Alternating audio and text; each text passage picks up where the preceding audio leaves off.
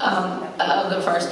I am for that plan. I've studied it for the past 2 years pretty intensely, and I've spoken with a number of the residents. I know there are some people who object to it, and I've invited many people to come talk to me about it. No one has taken me up on it, but there were certain blocks in Oceanfront Walk that were rezoned, in many cases without the residents knowing that we're rezoned, and now those residents are restricted from using their property in a commercial way in areas that are obviously commercial.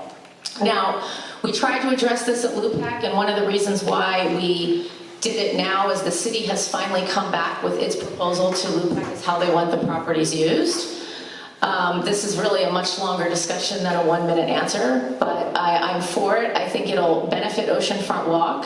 I think we can do it while still preserving housing, which is what the city really wants to do.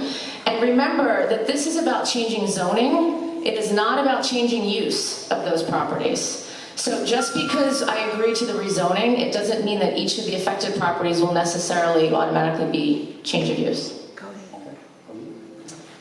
So this is more complicated than a 1-minute answer, but the motion that was originally before LUPAC was a motion that said zoning change, commercial corridor zoning changed, properties TBD. And I fundamentally don't believe that's a way to go about a zoning change. This is a big zoning change. You sit, you look at it, you look at the properties, you do proper public outreach, and do a deep dive into it. You don't try and put something like this through at the last minute. Are there properties that should have zoning changes that were wronged with that? Absolutely. There were properties that were purchased as commercial and changed to residential. Those should be changed back.